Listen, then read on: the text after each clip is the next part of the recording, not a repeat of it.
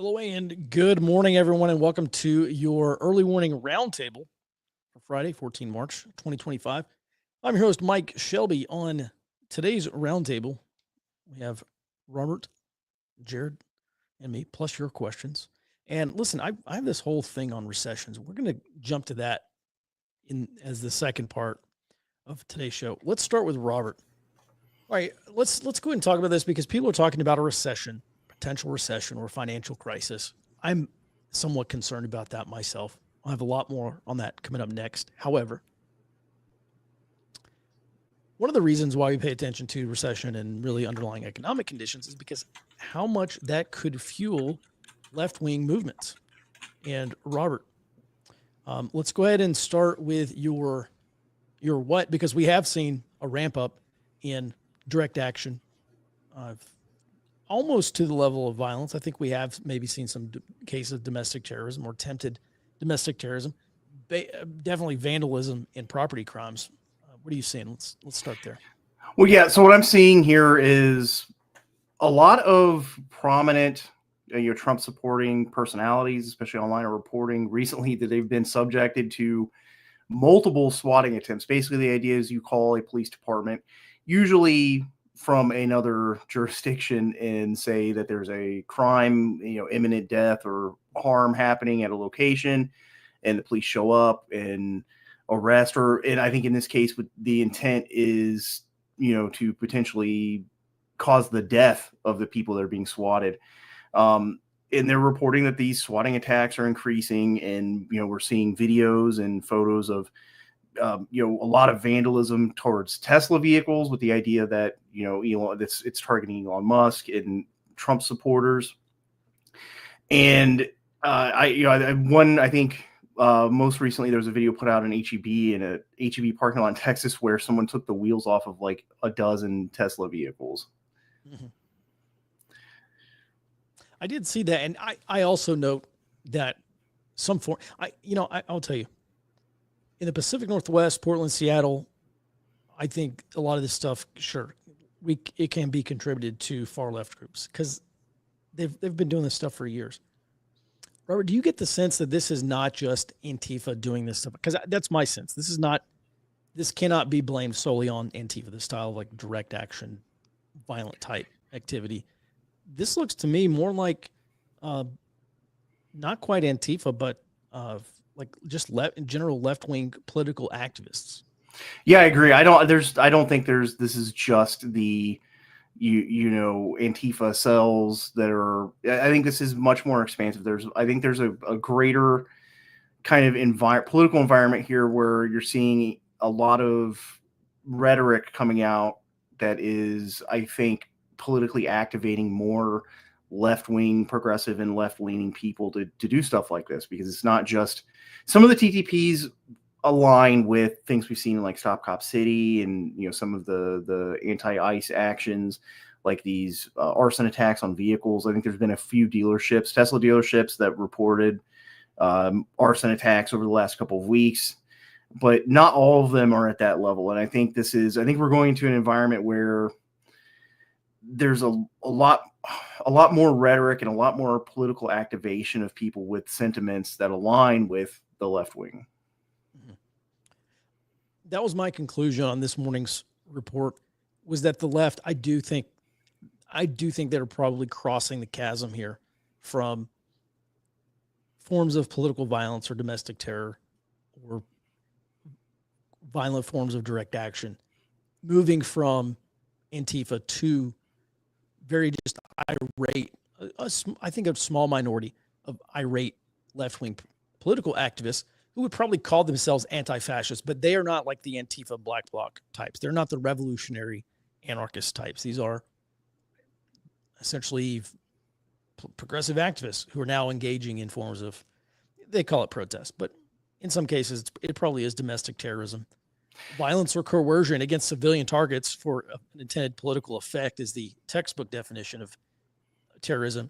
If you go light up a bunch of Tesla vehicles at a dealership parking lot, you're doing that because you want to get back at Elon Musk, because you want to dissuade him from cooperating with the Trump administration. That is a political effect. I do think that's domestic terrorism. Robert, let's move on. Since we've established, I mean, I think it's pretty clear. This is not just revolutionary anarchist activity. This is progressive activist activity. Now, getting into what we call violent forms of direct action, not just protests. Let's move on.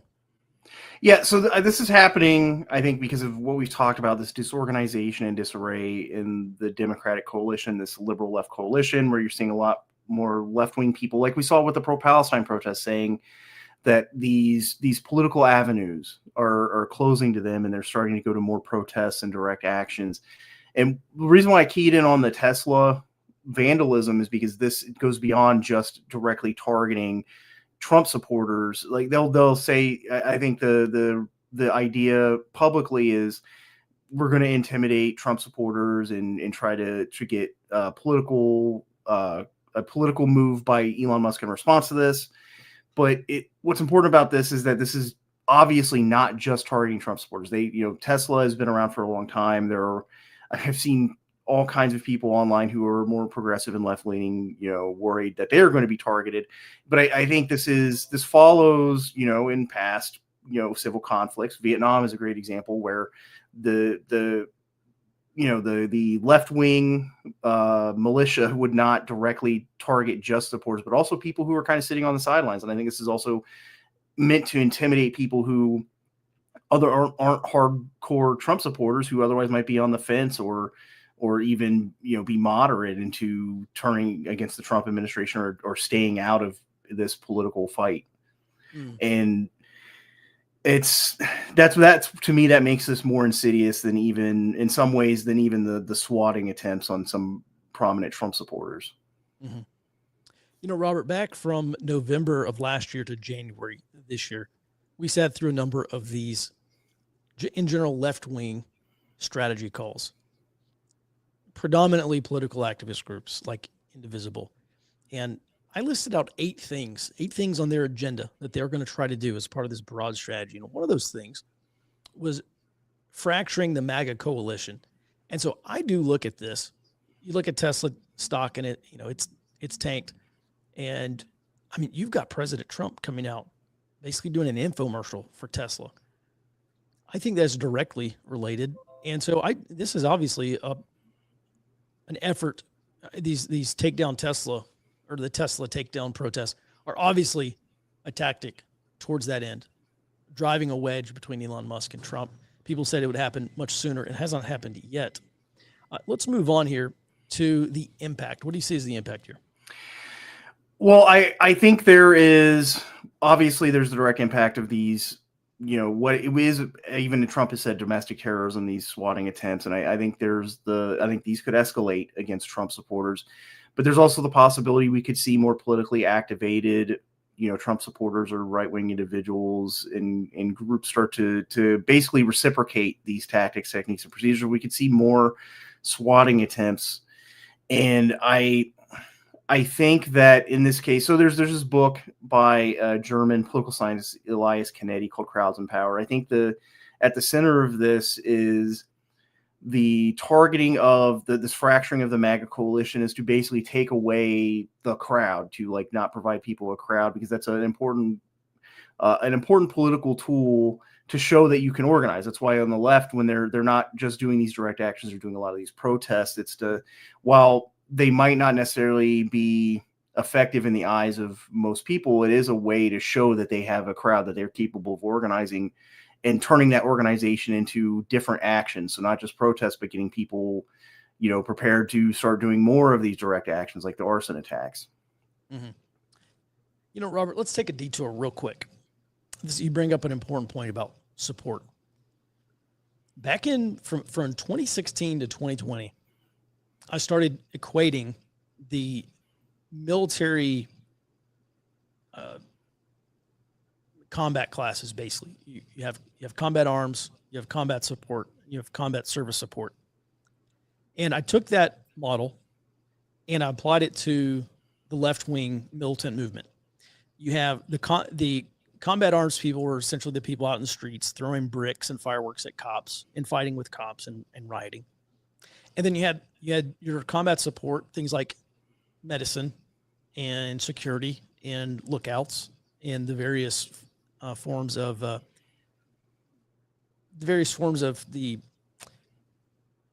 support to the combat arms. And then you had combat service support. So that, that's things like, I think maybe you add medicine back in there, but finance and some of the other combat service support components in the Army.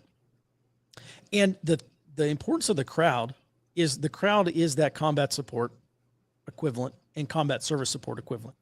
If you want to grind down combat arms, you grind down combat support and combat service support components. This is essentially guerrilla warfare. You're not attacking the enemy essentially force on force, not in any large scale, but you're attacking supply lines of communication. You're attacking the gears of the war machine, because when an infantry battalion runs out of bullets or runs out of gas, there is not a lot more fighting that can be done. And so I think, Robert, you bring up a really good point about attacking the crowd. You're attacking the movement's ability to propel itself forward, if that makes sense. Does that make sense? Yes. I hope it does. All right. It's interesting you bring that up. Maybe that is what's happening here. Essentially attacking the gears of the MAGA coalition or the Trump movement. Let's move on here to some implications, because we're getting ready to talk about recession. Is it imminent? How bad might it be? And if there is a recession or financial crisis, this is going to be a prime opportunity for the left-wing movement to get their gears turning again. So what do you see here? Well, the outcome of a possible recession, I think, would allow these left-wing and progressive groups to accelerate mobilization, in something like a repeat of 2020, and they could get this mass mobilization, which essentially grows their crowd and shows that they have, more organization, more people on their side, and takes away the ability of the right or Trump, this sort of right side of the political spectrum, to then use those people as their own crowd, right? And I think that if we are heading into a recession, we could potentially see a repeat of the 2020 protests. Yeah, let's go back to 2020. I think there were 3 or 4 main drivers, or enablers rather, of that 2020. And number one is we had the lockdowns and the recession. So people were not going to, these activists and militants were not going to school. They were not going to work. Number 2 is stimulus. They had some walking around money. Their rent was delayed, or it was forgiven, or whatever was happening there. In 2020, we also had 4+ years of agitation and lower grade violence, or lower grade low intensity conflict. We're talking about violent social movements here. One of the reasons why I said 2024 in this election was not going to be like 2020 is because people were still in school and work.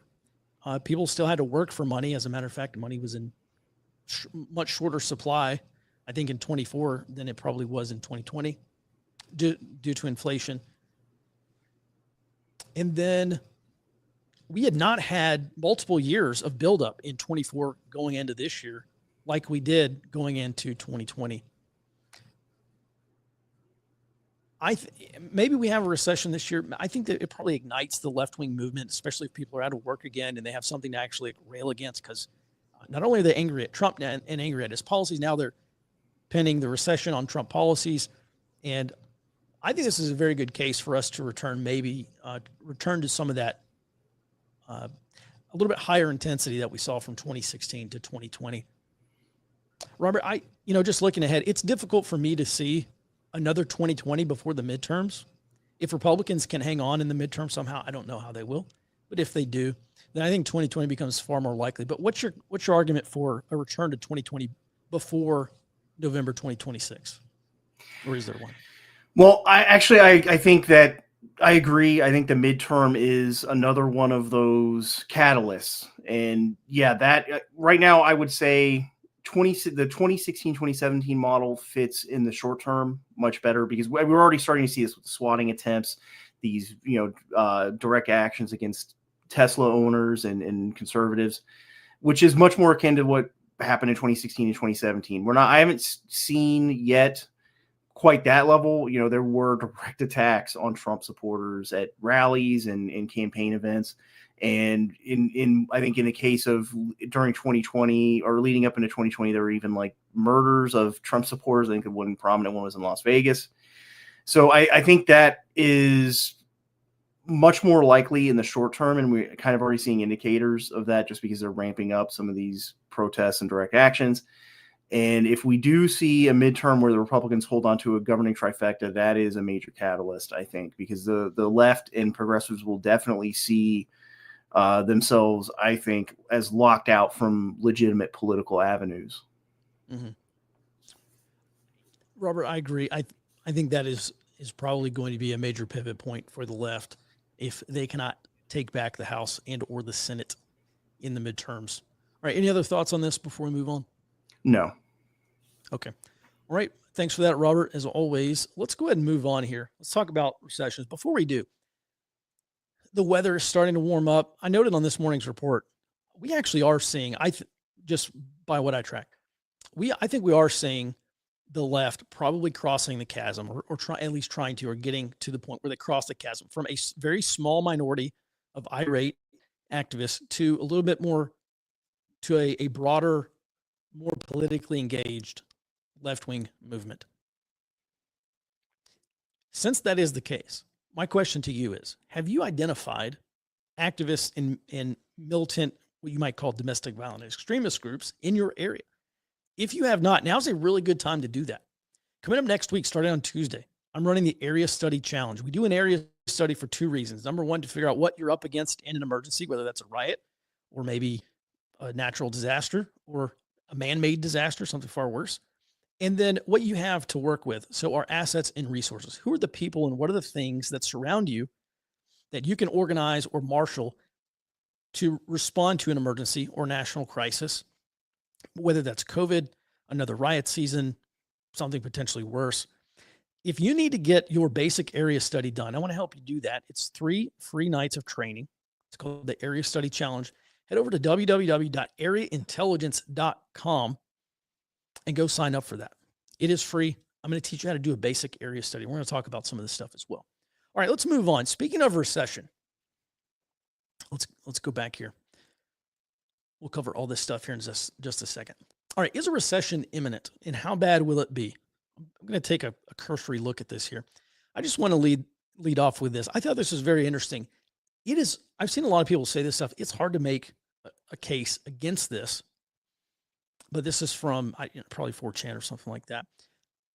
This is what this guy writes. Trump is trying to crash the stock market at least 20%, causing a flight into treasuries.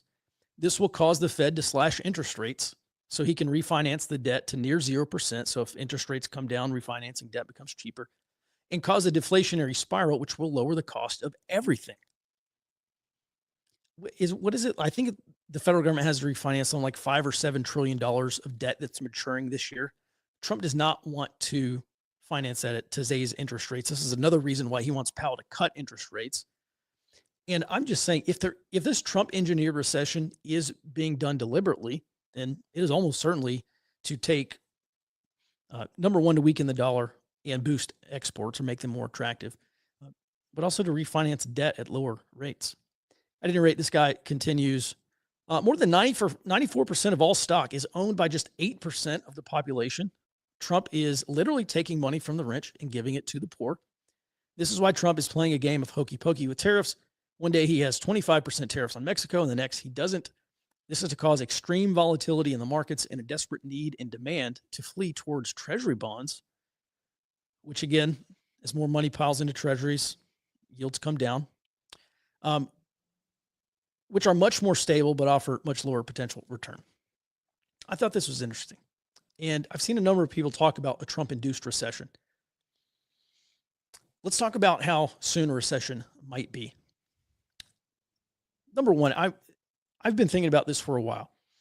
We've known for many years now that federal spending is one of the key drivers of U.S. economic growth. A lot of the economic growth that we have seen over the past 20 years has been illusory, especially post 2008. And so my question has been, if you nuke federal spending, which is a primary driver of economic growth, you also nuke the economy.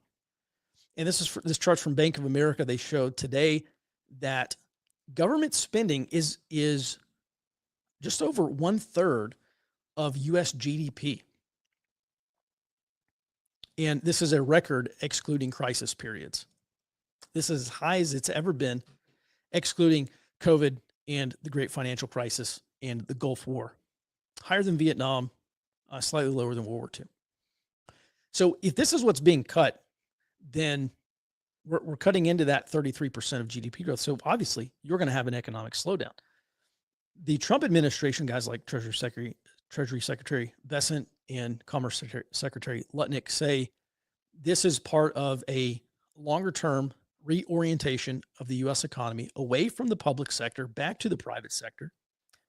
And I think it may have been in this Bank of America report that they're actually very optimistic that this is going to increase productivity in the United States, because and Elon Musk has talked about this too. He said, you've got to take low productivity or no productivity workers currently working for the government and shift them back to the private sector where they can excel and be, in many cases, high productivity employees. So I think this is very crucial to understand these two things. I also want to address this Atlanta Fed, or the Atlanta Fed's GDP now. This is a mathematical model. And last week it did invert, and now it says that the GDP estimate for 2025 for quarter one is now negative, to almost negative 3%. Okay, so that's in contraction territory. But this is extremely misleading. I've seen a lot of people who should know better point this out and say, Trump is crushing, he's destroying the U.S. economy. We're headed for a recession. We're headed for a Great Depression. Maybe that's true. But I want to point out a couple of things here. Number one, this is a mathematical model. This is not an official forecast from the Atlanta Fed. And I want to bring up the two primary causes why the Atlanta Fed GDP now is showing this. Number one is personal spending in January actually did fall quite a bit. You can look at the overall trend, that black line on the top chart there. The trend did dip a little bit.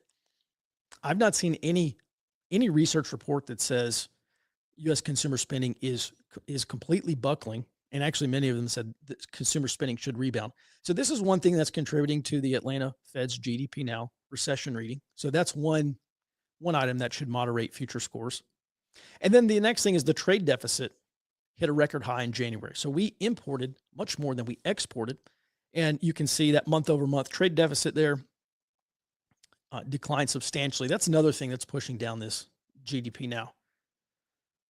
So I actually think that the Atlanta Fed GDP now should almost certainly correct. I'm not sure how much it will correct, but I'll tell you, I'm not seeing any major investment bank right now calling for a recession, and we'll go through this.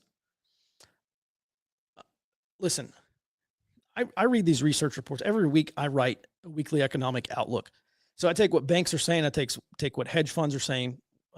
Take what traders I follow, like successful traders I follow. I take what they're saying, and I provide perspective. And this is for members of the Early Warning Network on the pro side. So if you would like to start a free trial to Early Warning Network, if you'd like to become a member and get access to the report, you can do that. Head over to earlywarningnetwork.com. Let's go ahead and start with refining a recession. And I'm going to go through some of the stuff I'm reading. So a recession is 2 consecutive quarters of negative economic growth. Bank of America says right now, recession is not our base case. Deutsche Bank says current data is, quote, hardly recessionary. It is not in recession territory. Goldman Sachs says their 12-month recession odds is up from 15 to just 20%. So they say roughly 1 in 5 chance of recession in the next 12 months. JP Morgan says the economy is not at material risk of a recession in the first half of 2025, but they say, but the economy is slowing. They also cut their GDP outlook from 2.25% successfully down to just 1% now. And I am seeing GDP outlooks being cut down. SocGen Society Generale says they estimate 12-month recession probability at 19%. UBS says recession fears are overblown. I'm not saying that we will not hit a recession. Also, I read the investment banks, but this is very important. This is a snapshot in time. This is not, they don't have a great track record because it's impossible to predict this kind of stuff. So I will say this. I've seen a lot of stuff on social media about a recession is imminent. We're going to have a massive financial crisis, and it's going to be 2008 on steroids, and everything's coming down. You go back and you look at the hard numbers, the hard economic numbers, and they actually are, as someone says, conflicting. I've been talking about mixed economic numbers for a while. I would say right now it's too early to be predicting a recession just based off the data, based off everything I'm seeing. But I also take a look at Kalshi and some of the other prediction markets where people put their own money to make bets, because I think they've got skin in the game. And right now they say there's roughly a 39% chance of recession this year. And, that is ticking up. I would say it's not in danger territory right now. All right. And then let's move on. We'll bring Jared on. All right, Jared. So by now everyone knows about China's Belt and Road Initiative. What you might not know about is the United States has kind of one of their own BRI. Go ahead and take us through it. Yes, it certainly looks like it's forming. So we jokingly called it the BlackRock Initiative after the port buyout, and I'm sticking with that until an official name comes up. Now, several prominent Chinese Belt and Road Initiative investments have become non-profitable or even detrimental to economies. We've seen that in the Guadalajara port, where they're now paying several $billion just to maintain or to hold electricity for something that's not going anywhere. We've seen the port crisis with Sri Lanka. Panama just said, nope, we're going to let our memorandum of understanding expire, which that's actually the one little red dot on this map and the very first one to ever do that. And in addition to that, you see things like the Democratic Republic of Congo even coming out and saying, hey, yeah, we want to back off of the Chinese dominance in our mineral sector. So now, as far as why now, China is showing its investments carry too much baggage. As of this morning, this morning we covered the Chinese reaction to the BlackRock port buyout, which basically laid all the cards on the table, saying this is a matter of grave national security that's going to destroy the world and trade security, which is quite the thing to say coming from any central government. Now, this shows that basically all investments carry influence baggage that was not pre-claimed. Now, with the Trump administration, we have previously covered that there are no longer like DEI and social implications that come along with the investments. So we've seen an inversion of the last probably 15-ish years worth of investment, where now American is just, we're helping you develop and we want product, and Chinese are showing that they have social expectations. We've covered the impact quite a bit, but I think what we're looking at is the U.S. is likely going to properly compete on the world stage, where it's going to continue practical investments with practical results and use this to severely reduce China's global soft power, which has also been the American soft power has actually been in the news quite a bit recently as well with the U.S. aid crisis. Now, all this plays into the idea of Chinese containment of the Chinese model. And I think we're going to see a much more open American private investment and foreign and direct investment plan, specifically targeting strategic Chinese investments. And that's where this map comes in. This map is all of the current Belt and Road Initiative members, people who have an active memorandum of understanding. There are plenty of people here that have critical minerals that the American government can really target and try to break away from the Chinese influence. People like the Indonesians, the Australians. We've even seen some suggestion from the Russians that they may be open to this. So we saw Vladimir Putin come out and say that he has critical minerals for exploitation and be open for talks if there's ever a peace deal. All of this would significantly reduce China's impact in the global economy and prevent their strategic goal of Chinese rejuvenation, which directly contradicts the ability of the American government to maintain global and regional hegemony. Jared, I've seen a number of people talk about the lithium triangle down in South America, and people, I think it was Ross Kennedy, don't quote me on this, but he's been consulting, I guess, businesses, corporations down in South America. And if I recall correctly, one of the things he was saying is South America has just about everything we need, just in terms of critical minerals and materials. And I guess the big question is, why aren't we exploiting that?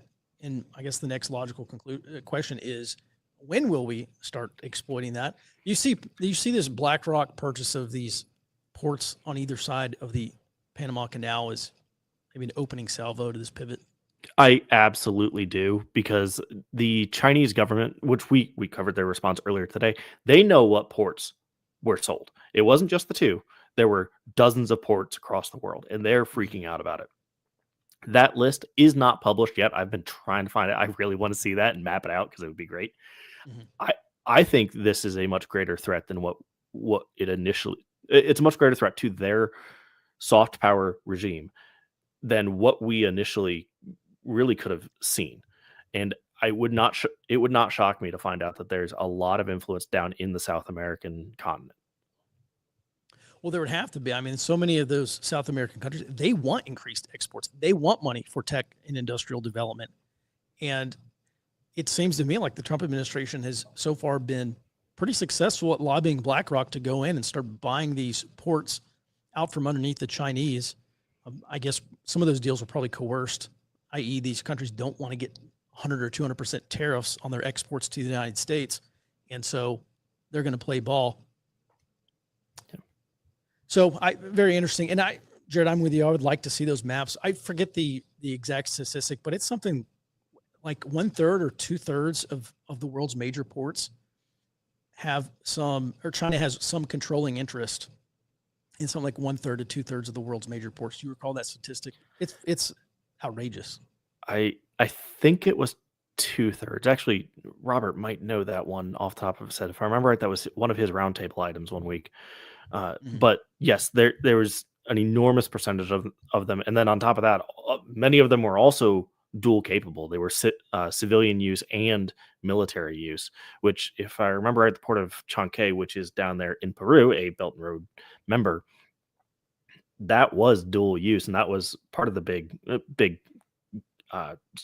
kerfuffle really that was going on that we covered, where they could potentially threaten the Panama Canal from Chancay if they really feel like they need to. They're not currently moving anybody over there, but at the very least, the potential is there. So if China moved permanent party personnel to Chancay in Peru, maybe say some submarines, then they could threaten traffic through the Panama Canal. I don't know if they could necessarily do submarines, but surface ships, absolutely. And surface ships would be those would be more than enough to threaten anything in the Panama Canal. Mm-hmm. All right, Jared, you're way ahead of the curve on this. I think this is going to be a massive story and trend that's going to get a lot of traction and coverage throughout the rest of this Trump term. So thanks for this. Absolutely. All right, let's go ahead and get to your questions. We do have a couple of questions in the chat I want to get to here. Oh, where do La Raza and Mecca organizations fit into leftist and border issues? Yeah, so La Raza is a pro, I don't even think it's pro-Hispanic. I think they're like pro-Chicano group. And they do make a distinction between Chicanos and Hispanics. Chicanos are more, I guess, native, where Hispanics are European, predominantly European. So where do they fit into the leftist and border issues? Yeah, that's a really good question. I see La Raza protests and activities from time to time. I've not done a deep dive into them, but I think they are part of the Reconquista movement. So they want the American Southwest, California, if I recall correctly, all the way up to like Idaho. I think they do want that to be resettled or reconquered by Chicanos, Mexicans, and Central Americans. Good question, Jonathan. I can't give you a better answer than that, unfortunately. Should perpetrators of swatting incidents be charged with attempted murder? Robert, I'm not a prosecutor, but it sure seems like someone could be shot by police responding to one of these swatting calls. I'm not asking you to editorialize, but will we see prosecutors charge perpetrators of swatting incidents with attempted murder? Well, if I remember correctly, there in the past that has happened. There have been when they found people who committed these swatting calls, they have charged them with criminal charges. But I think the Trump administration paying attention to the Tesla thing, they might also start paying attention to the swatting thing, and that could put more federal focus on this as something that could be organized. Mm-hmm. All right. It sure seems like the Trump administration, DOJ should, I think they will probably take a hardline stance against this stuff, especially seeing as how it's their people being swatted. All right. Thanks for that. Next question is, or next comment is, one possibility I've heard is that we are or will be experiencing a quote unquote rolling recession affecting only specific sectors at a given time. That's a possibility. We've been in a manufacturing recession since 2022. So maybe this is the case. I've also BlackRock. I'm pretty sure it's been BlackRock who've been saying we are not in a traditional business cycle. So all these theories about traditional business cycles you kind of got to throw them out the window. I guess because there's been so much Fed intervention in the U.S. federal intervention in the U.S. economy that I guess those traditional business cycle benchmarks don't really apply to where we are now, and maybe that's why we've kind of defied a bunch of those expectations for so long. Especially like the yield curve inversion. That is I think that's a fairly accurate forward-looking indicator of recession. And we can also look at the Fed rate hiking cycle. It's like 79% of Fed rate hiking cycles going back to the 1960s have ended in recession. So roughly 21% that haven't. And it looks so far, at least according to the NBER, National Bureau of Economic Research, because I see plenty of people that say we actually are in a recession, should have been papered over by federal spending. I mean, it's hard to argue against that. But so far, the Fed, at least according to the official numbers, they've been in that 21% of scenarios where a rate hiking cycle will end. Because again, the next move for the Fed is probably cut rates going into economic weakness. And so that Fed rate hike cycle is going to end without an official recession. So they're batting better than their average here. All right. Yeah. Listen, the other thing too, I've seen a lot of people post charts of the S&P 500 and a 2-month chart of the S&P 500, and they say, "Oh, look, this Trump's crashing the markets." And you've got to zoom out a little bit. The markets didn't have that much farther upwards to go. Market concentration, PE ratios, all that stuff, record highs. I mean, the S&P has been hitting record highs. You can't keep hitting record highs indefinitely unless you have hyperinflation. And so it was about time for a correction anyway. And corrections do happen. 10% plus corrections happen about once per year, if I recall correctly, at least 5 to 10% once a year. Aren't there examples of China loaning or investing into a country, the country defaulting on those loans, and China taking possession of the asset? Yeah, Jared, this was a big topic over the past few years where you have the debt diplomacy. China comes in and they loan Nigeria $1 billion or $20 billion to build out a port or build out a power plant that's going to help facilitate Chinese economics. And China knows full well, and the Nigerians know full well. I'm just using Nigeria as an example. And $20 billion as an example, but everyone knows that's never going to be paid back. And so China is just essentially waiting for that default to happen so they can come in and say, well, we own this port now. We own this power plant now. We own this industrial area now. Anything to add to this question? Yes, I referenced Sri Lanka. That's exactly what happened with them. Is they defaulted on payment, and now I think it was the Colombo port. Basically, a major shipping and military capable port was just handed over to them right on India's doorstep, which upset the Indians a lot. Mm-hmm. I remember that. All right, there are a lot of nations beholding to COVAX cartel. I got to tell you, I guess the vaccine cartel, I don't know, nation had to sign over assets for vaccinations. I read a few of the contracts. How does that play into controlling interest with BlackRock? This is I have no idea what you're talking about. Way out of my league. Jared, Robert, I'm just unfamiliar with this topic. I'm not familiar enough with BlackRock's vaccine investments and any kind of, I guess, sort of debt trap diplomacy that would be there. That seems to be what the question is asking. Fair enough. Well, let's move on then. So, Robert, how do you assess the job performance of of DOJ Attorney General Pam Bondi at this early stage of the game. Some are now saying she's a repeat of Jeff Sessions is our new AG controlled opposition. I don't know if she's controlled opposition, but it's so far just not, I think, what people were hoping for. Definitely not going as far as Matt Gaetz would have as Attorney General. And I have seen, some arguments that withdrawing Matt Gaetz' nomination was probably a huge mistake for the Trump administration.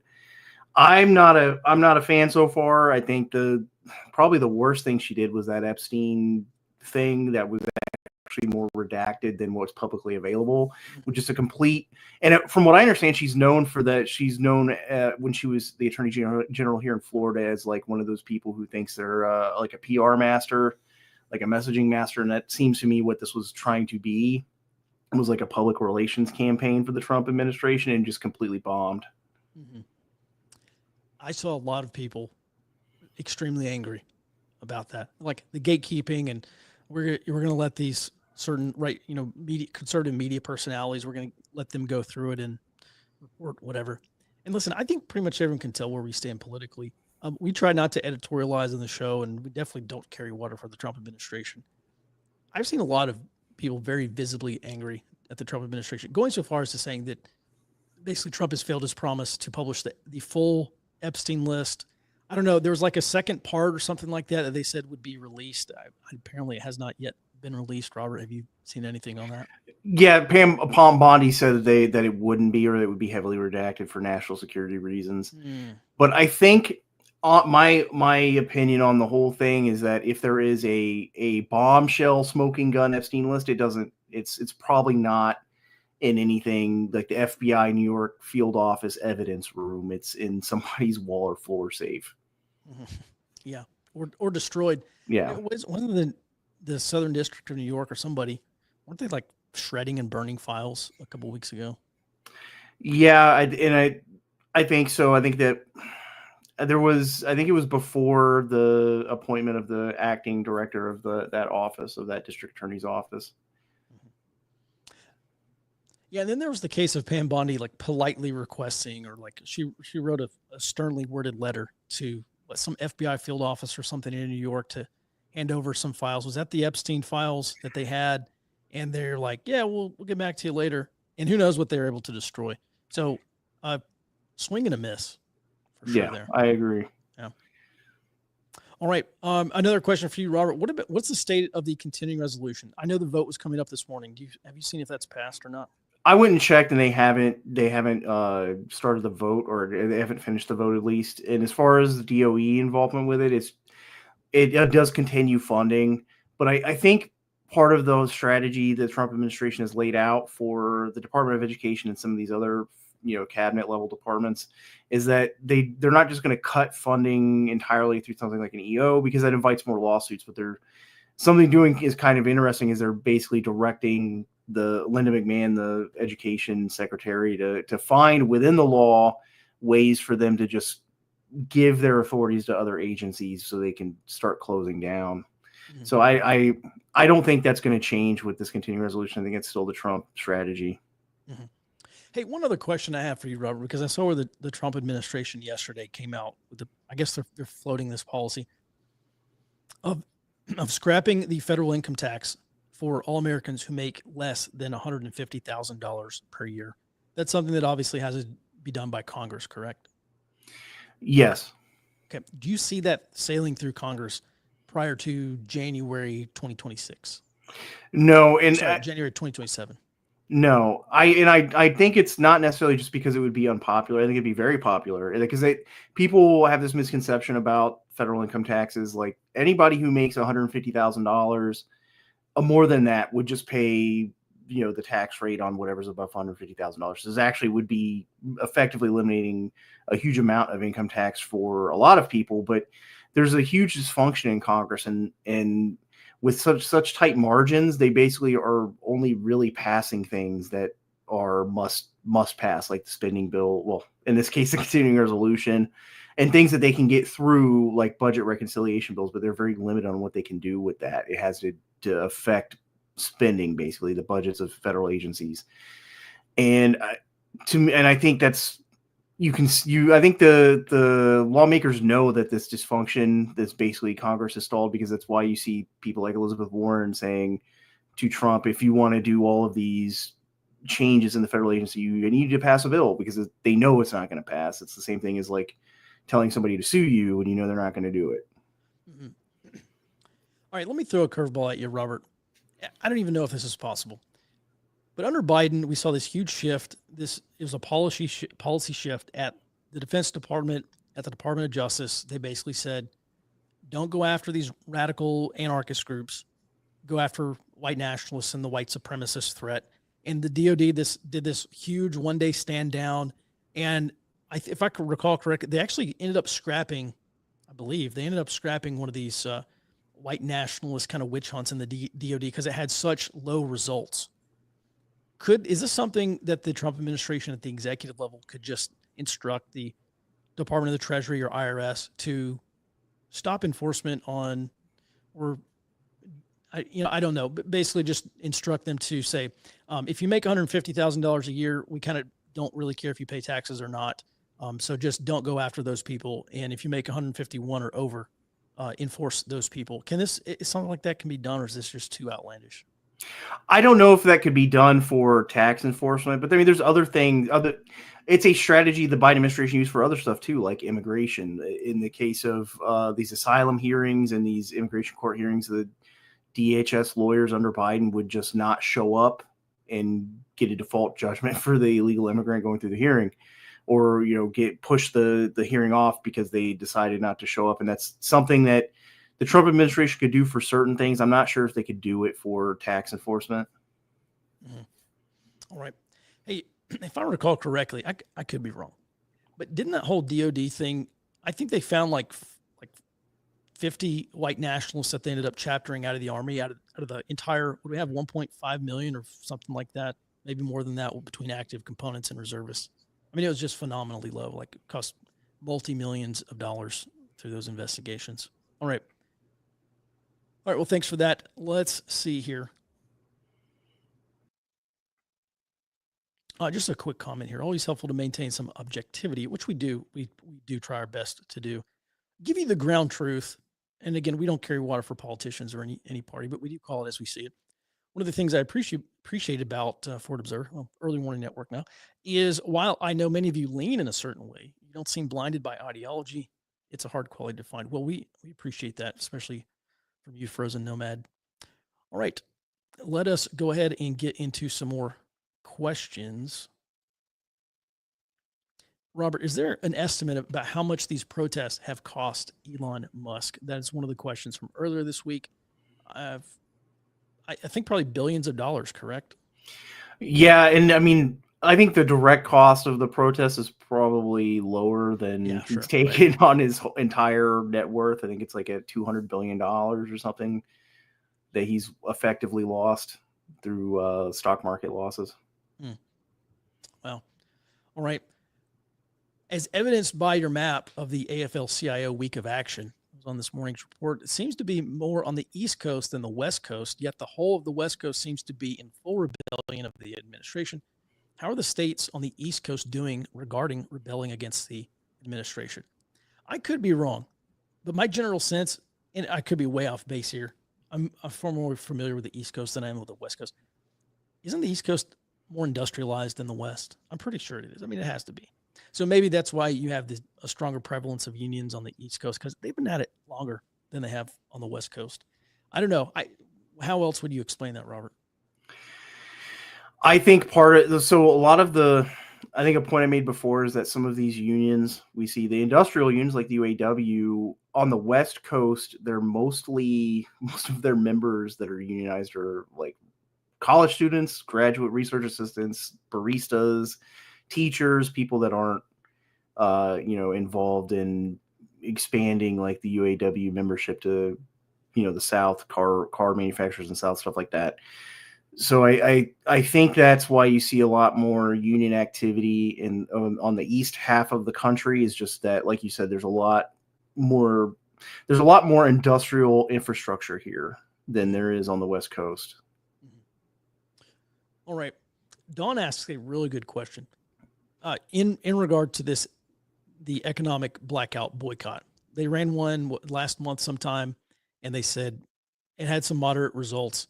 They're going to run another one coming, I think it's April 18th. They're going to do another national boycott. And so Don asks, how much does it matter if these activists stop buying products on day X, but then go ahead and buy on day Y? So basically, they're just transferring. They're going to not buy it on Tuesday, but they're just going to go and buy whatever they're going to buy on Tuesday, on Wednesday. Well, I think this is a kind of like a demonstration or concept of operations. They just want proof. They want proof that they can have an impact at a national level and get the attention of Target and Walmart and Amazon and all these other ones. Again, they're trying to break the coalition. They're trying to stop support for these Trump initiatives. And I think once they can say, we caused Amazon stock to go down by 1% on this day because they didn't do $1 billion in sales or one day or whatever. I think they're just looking for some level of demonstration, because when they can say that, they get a lot more involvement, because now people will get off the sidelines and they say, you know what, I'm going to join in this boycott because I know it's going to make a difference. Otherwise, it just ends up like every other boycott. And there's 15 less people in Target when you go there. And that's about the extent of the boycott that you see. So I think they're just trying to demonstrate that they can have an effect. And if they can have an effect, a measurable, significant effect beyond what they claim, if they can affect the bottom line of these companies, then we're going to see a much larger boycott. And by the way, boycotts and strikes historically on the left have gone hand in hand. So in 2028, the UAW, Sean Fain, is still organizing this national strike for May Day, May 1st, 2028. Put that on your calendars. It's going to be, or it could be a very important day and a very important time, being an election year, heading into the election season. And so if we do see some kind of national strike in conjunction with that boycott, it could be very disruptive. All right, we do have some other questions. There's a question here about the ECB, European Central Bank. The digital euro is set to launch in October. In light of this and Trump's positive outlook towards digital currencies, how long do you think it will be until we have to do the same? I tell you, I'm not seeing that from Trump. Everything I've seen is they are extremely against central bank digital currencies, so that are against the digital dollar. I think they like the stable coins much better. They obviously like Bitcoin and the strategic Bitcoin reserve, or whatever they've done or going to do. I don't see us getting a digital dollar anytime soon. At least not under the Trump administration. It's not going to happen. Robert, have you seen anything different? I have not. It's all been talk about the crypto reserve and using those seized, Bitcoin and other cryptocurrencies. Mm-hmm. Yeah, and just back when hyperinflation was kind of in vogue, people were fearful of it and talking about it. I did this long deep dive and wrote like a 20 or 30 page white paper on how the United States what would have to happen in the United States for us to experience hyperinflation. In short, there's a lot. But at the time, the Fed, there's like 5 things you have to avoid if you do not want hyperinflation. And the Fed was doing 3 of the 5 things that you have to avoid. So there's maybe a little bit of fire along with that smoke. Nothing imminent, obviously. However, my one pet theory that I've been nursing along for the past few years is, everyone, I think the key assumption is that the Fed does not want hyperinflation. And maybe that's true. But what if I read this history, I read a bunch of books on the Weimar Republic and Weimar hyperinflation back in 2022. And one of the things that the economists or economic historians talked about was how relatively quickly the German economy restarted after the worst of hyperinflation in 1922 and 1923. And the German central bank came out and said, hey, we have a new currency, y'all. We're not going to hyperinflate this one. And they didn't. And the people believed them, which is the only reason why that currency worked. So people cashed in their $1 trillion notes for $1 notes or whatever the conversion rate was. Pennies on the dollar, pennies on the mark, or whatever the penny is, pfennings on the mark. And it ended up working. And my pet kind of, again, my pet conspiracy theory at the time was, what if the Fed kind of understands this and they say, we can hyperinflate the dollar, we can reduce the debt or maybe pay off the debt, and then introduce a new currency, which is that digital dollar. This is not something I think Powell would do, but this is something that a future administration and a future Fed chair might pursue. I can't say there's a 0% chance of that happening, but we'll see. All right, Robert, this morning we talked about Dollar General having kind of a negative outlook on their customers, saying their customers are unable to buy everything they need there, even at Dollar General. The question is, how would Dollar General have access to and determine which of their customers are high income? This is rhetorical because I know the answer and it makes me angry. Okay, I don't know. Well, let's pretend it's not a rhetorical question, but I mean, they would get this. Anytime you're on a credit card, you've got a name, you got an address. I'm sure they're buying massive amounts of publicly or privately available information on who these people are. They can probably tell you these people's income within $100, I imagine. You have any different take? No, I think that's probably it. They're getting the consumer data and then referencing like zip codes for average income. Mm-hmm. Okay. Yeah, I should have read the rhetorical. I should have read the end of that question first. All right. Are there any other questions that exhausts our list of questions? Jared, do you see any other questions that we need to cover? No. Wait. Oh, nope. That was a rhetorical question. Nope. Nothing. Okay. All right. Well, if there are no other questions, then thanks for joining us for this week's Roundtable. As a reminder, we do this every Friday at 10 a.m. We talk about the most important things, the most important trends that our analysts are seeing every day, and then we open it up to Q&A.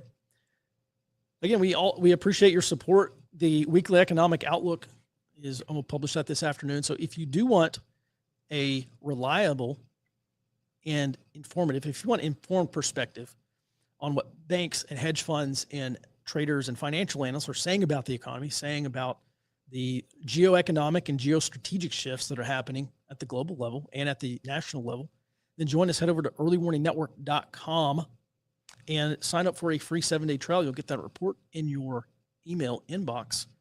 And if you like it, most people do, then stay with us. Again, that's www.earlywarningnetwork.com. That's going to do it for the Roundtable. We'll be back in your inbox on Monday, back on the morning briefing on Monday at 8 a.m. Central Time. Until then, be well and stay out front.